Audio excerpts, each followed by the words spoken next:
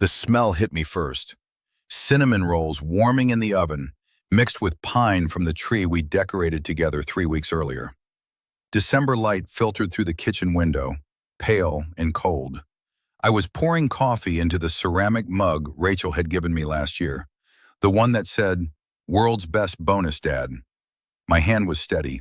The house hummed with that particular Christmas morning quiet, the kind that exists in the 15 minutes before chaos. Then I heard footsteps on the stairs. Rachel's daughter Emma, 17 now, appeared in the doorway wearing the cashmere sweater I'd bought her for early acceptance into Northwestern. She looked at me, then at the pile of gifts I'd wrapped and placed under the tree at midnight. Her voice came out flat, rehearsed. "You know you're not real family, right? You're just the guy my mom married." I didn't shout. I didn't drop the mug. My chest didn't tighten with anger. It went still, like a door closing in a room I'd been standing in too long. I set the coffee down, smiled. Not a big smile, just enough. "You're right," I said.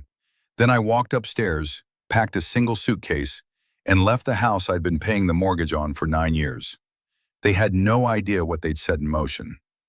My name is David Brennan. I was 51 years old that Christmas morning, and I've been married to Rachel for 9 years, together for 11.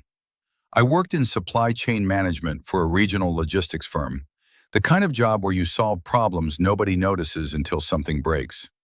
Stable, unglamorous, reliable. That's what I'd always been. Rachel and I met when Emma was 8. I never tried to replace her father.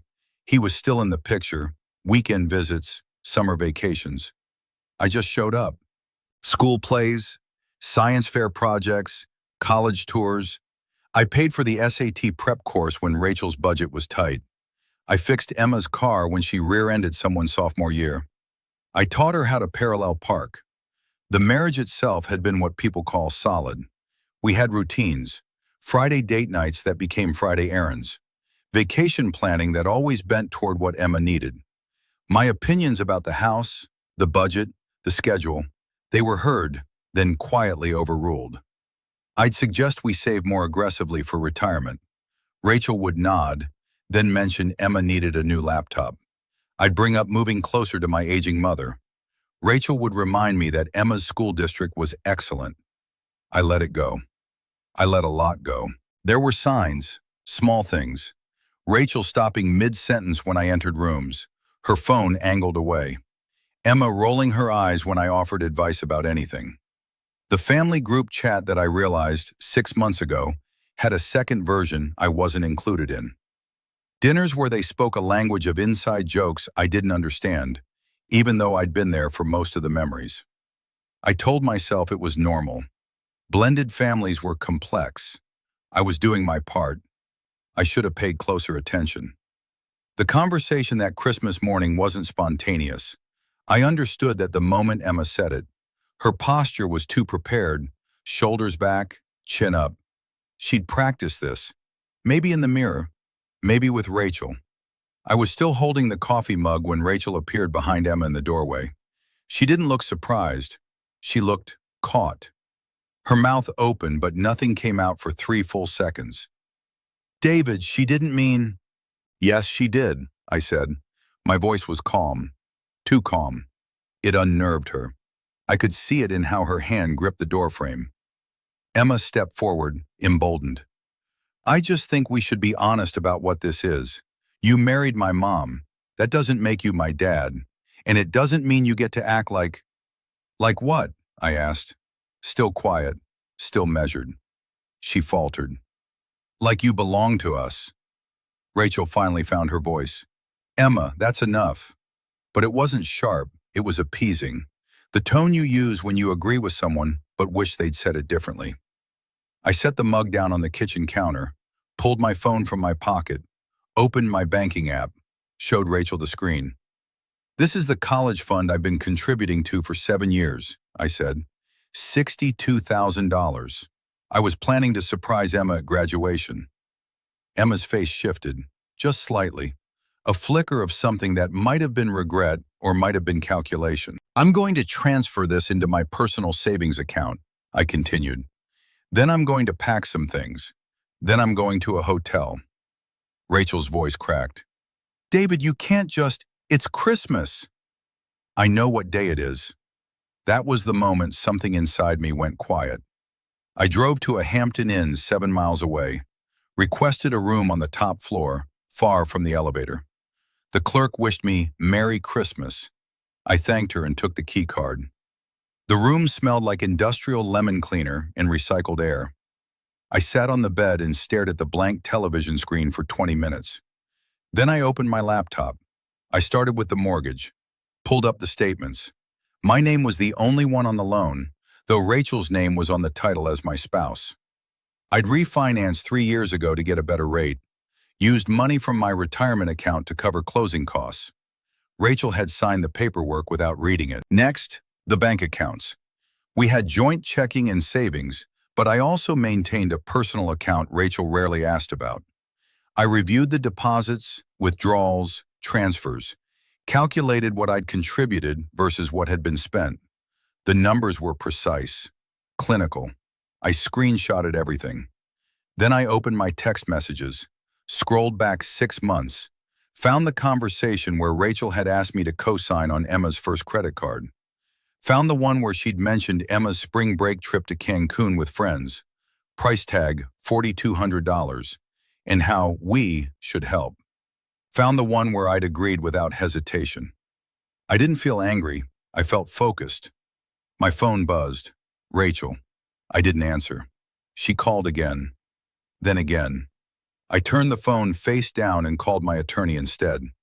His name was Stephen Marks, a guy I'd worked with on a contract dispute 2 years prior.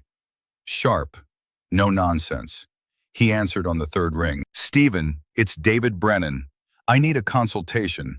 Family law, separation assets. Yes, I can be there Tuesday. Silence wasn't surrender. It was strategy. The next 72 hours moved with a rhythm I controlled. Monday morning, I met with Stephen in his office downtown. Brought printed bank statements, mortgage documents, copies of everything I'd contributed to over 9 years. He reviewed it all with the same expression he probably used for every case. Neutral, efficient. Illinois is an equitable distribution state, he said. Not equal, equitable. The court considers who contributed what, duration of marriage, future earning potential. You've got documentation. That helps. What about the house? Your name is on the mortgage. Hers is on the title. You'll need to either sell or refinance her out. Depends what you want. I thought about the kitchen where Emma had stood that morning, the bedroom I'd repainted last spring, the deck I'd rebuilt with my own hands. I want out, I said. Stephen nodded. I'll draft the petition. That afternoon, I went to the bank, separated the joint accounts, transferred my half into the personal account, left Rachel enough to cover her immediate expenses, nothing more. The teller processed it without comment, probably saw this kind of thing weekly. My phone had been buzzing all day. Rachel, Emma, Rachel's sister. I screenshotted every message, didn't reply to any of them. One text from Rachel read, "You're being cruel. Emma is a child. She made a mistake." I stared at it. Emma was 17, old enough to drive, old enough to know words have consequences. Another text. "We can fix this. Please come home." Home. The word felt foreign. By Wednesday, Rachel's messages shifted tone. Less pleading, more threatening. "My attorney says you can't just take money out of our accounts. You're abandoning your family right before the holidays. Emma is devastated. You've traumatized her." I forwarded them all to Stephen. He replied with one line, "Let her attorney contact me." Thursday, I received a call from Rachel's mother. I almost didn't answer, but curiosity won. "David, what is wrong with you?" Her voice was shrill, righteous. "That girl apologized. She's a teenager. You're acting like a spoiled child." "Did Emma apologize to me?" I asked. Silence. "Or did Rachel tell you she did?" More silence. Then the line went dead. Friday afternoon, my phone buzzed with a bank alert. Transfer blocked. Insufficient authorization. Rachel had tried to withdraw $15,000 from the joint savings. The bank flagged it because I'd already filed a freeze on large transactions pending the legal separation. I checked the time, 4:02 p.m. Saturday, I received a certified letter at the hotel. Petition for legal separation. My attorney had filed it Thursday. Rachel had been served Friday morning. The document was clinical, unemotional. It listed assets, requested division, noted my intent to dissolve the marriage. Stephen called me an hour later. Her attorney reached out. They want to negotiate, avoid court costs, keep it clean. What are they offering? She keeps the house if she refinances you out within 6 months. You keep your retirement accounts, personal savings, and the vehicle. Split joint savings 50-50. And the college fund I mentioned? Not marital property. It's your money. She has no claim. I let that sit for a moment. Set up a meeting. The conference room was downtown, neutral territory, 14th floor with windows overlooking the river. I arrived early, took a seat facing the door.